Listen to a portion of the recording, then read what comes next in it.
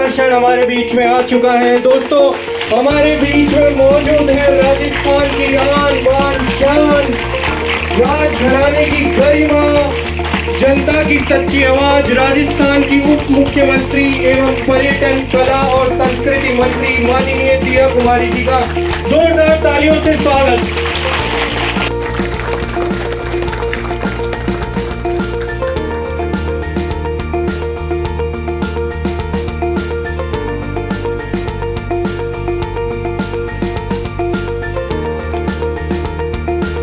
भारत माता की परमार्थम विजयी भव कार्यक्रम में हमारे माननीय भाई साहब शिवलहरी जी,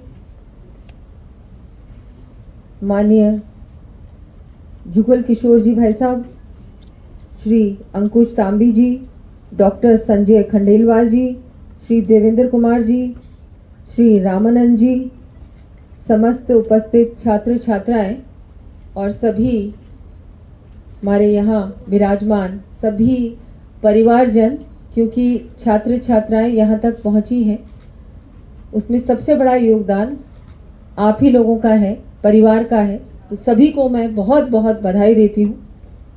आज मुझे आपने इस कार्यक्रम में आमंत्रित किया, उसके लिए भी मंच का धन्यवाद देती हूँ कि आपने मुझे यहाँ इतना ऐसा कार्यक्रम जिसमें हमारे जो भविष्य है, राजस्थान का भविष्य, भारत का भविष्य, उनको हम सभी सम्मानित करने जा रहे हैं, ऐसे कार्यक्रम में आपने मुझे यहाँ आमंत्रित किया, तो मैं आपका भी आभार व्यक्त करती हूँ। परमार्थम संस्था द्वारा विजयी भव 2025 के आयोजन के अवसर पर बहुत बहुत बधाई और शुभकामनाएं।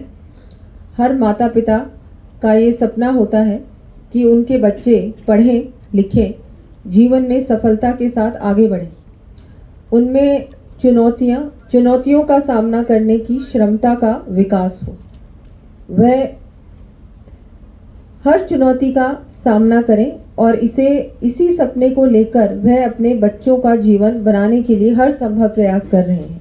और आप लोगों ने बहुत ही, मुझे लगता है सभी जो यहाँ माता पिता हैं, मैंने आप लोग जब यहाँ पधारे थे सभी को सर्टिफिकेट्स प्रदान किए जा रहे थे, उस समय भी मुझे लगा कि जिस तरह आप लोगों की आंखों में वो एक जो आप लोगों का सपना होगा कि एक दिन मेरा बेटा IIT पहुँचेगा, NIT पहुँचेगा, वो डॉक्टर बनेगा, इंजीनियर बनेगा, वो मुझे यहाँ पर हम सभी को नज़र आया कि कैसे आप लोगों की आंखों में एक वो गर्व था कि नहीं, मेरे बेटे ने या बेटी ने इतना कुछ किया, लेकिन मेहनत सारी आप ही लोगों की है।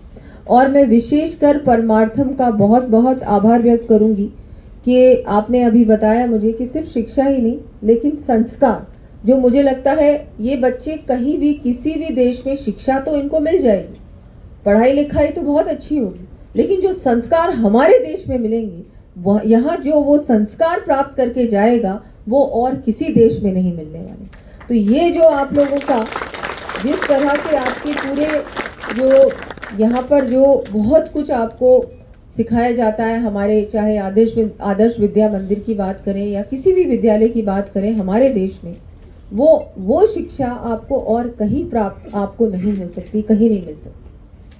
अभी भाई साहब भी बहुत कुछ बता रहे थे कि ये तो हमारे जो जिस तरह से हमारी जो प्राचीन संस्कृति है, हमारे संस्कार हैं, और हमारे, मैं तो कहूँगी चाहे हम बात करें हमारी रीति रिवाजों का, हम बात करें हमारे गौरवशाली इतिहास का, हमारी परंपराओं का, ये सब कुछ सिर्फ और सिर्फ हमारे देश में ही है। और हम सबको गर्व होना चाहिए कि हमारे देश में इतना कुछ है जो किसी और देश में नहीं है।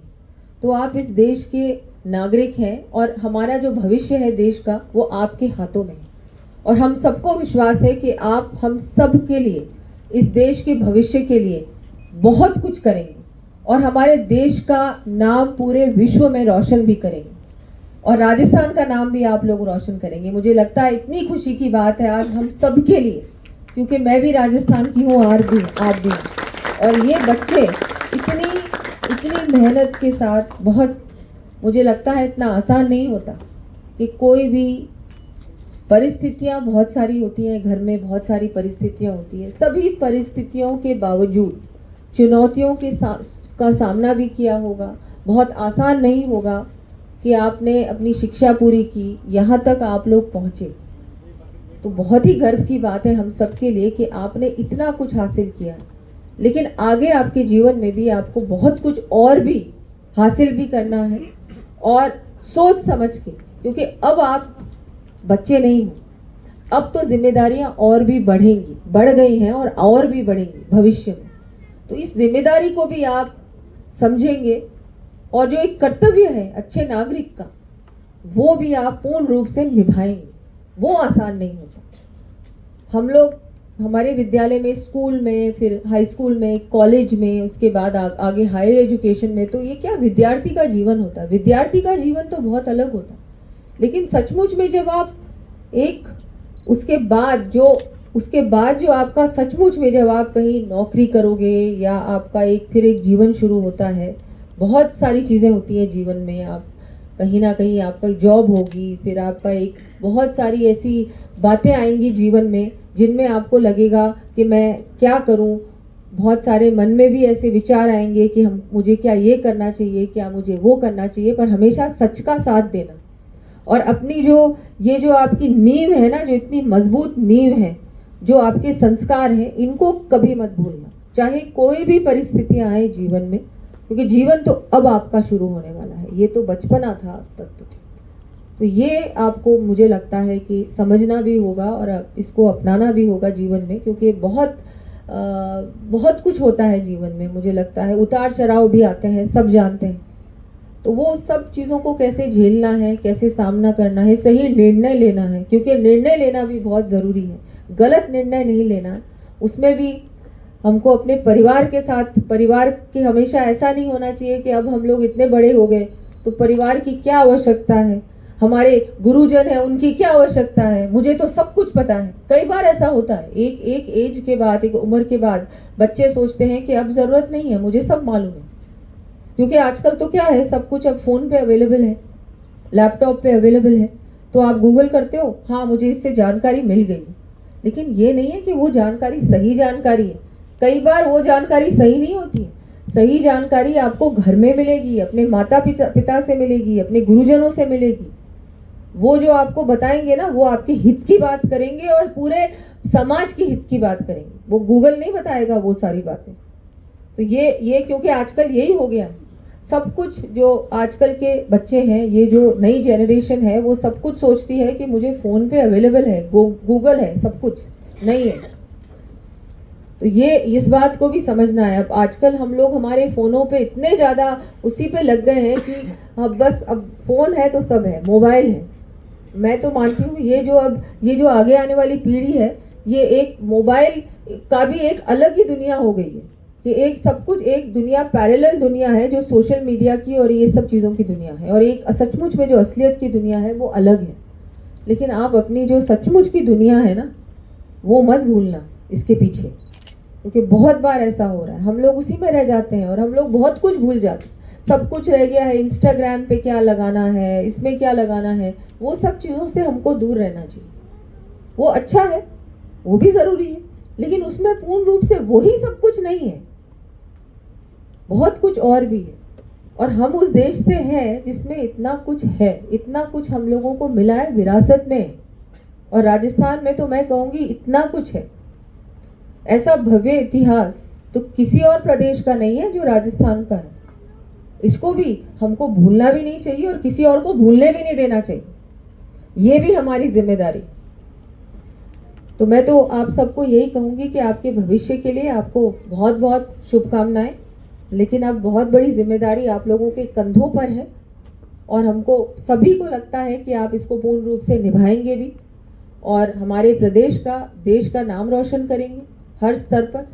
आपकी तो अभी बहुत बहुत लंबा जीवन है, बहुत कुछ आप लोग देखेंगे, सीखेंगे, और बहुत अच्छे से निर्णय भी लेंगे, सही निर्णय लेंगे। परिवारजन को भी मैं सभी को बधाई देती हूँ। आप लोगों ने इतनी मेहनत की, इसलिए आज ये बच्चे इतने आगे बढ़े, इतनी बड़ी बड़ी यूनिवर्सिटीज़ में इनको एडमिशन मिला है। परमार्थम का भी बहुत बहुत आभार कि आप लोगों की पूरी जिस तरह से आपका फाउंडेशन काम कर रहा है, निश्चित रूप से इतना अच्छा काम कि आपने इनको कोचिंग करवाई, इनके रहन सहन के लिए, इनके ट्रांसपोर्टेशन से लेकर, इनके खाने पीने से लेकर, इनकी सिक्योरिटी का आपने उसकी चिंता की जो एक आम परिवार नहीं कर सकता। आपने पूरा देखा कि कहाँ से हम इसका पूरा प्रबंध करेंगे, कहाँ से हम लोग इनकी फीस का प्रबंध करेंगे, कैसे ये लोग पढ़ेंगे, ना केवल पढ़ाई लेकिन सब कुछ, सभी चीज़ों के बारे में आपने सीखा और आज ये बच्चे यहाँ तक पहुँचे। इतना बड़ा योगदान है आपका।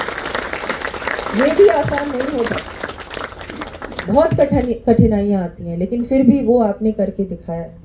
तो मैं आपका भी आभार व्यक्त करती हूँ, आपको शुभकामनाएं देती हूँ और सभी बच्चों को और सभी माता पिता परिवारजन को भी बहुत बहुत शुभकामनाएं देती हूँ। बहुत बहुत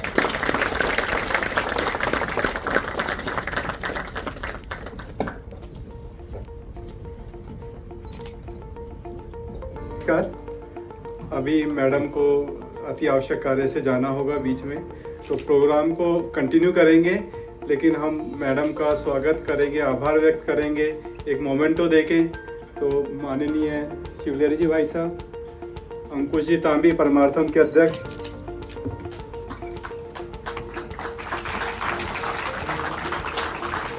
प्रोग्राम को हम कंटिन्यू करेंगे और बहुत ही अनुशासित प्रोग्राम है।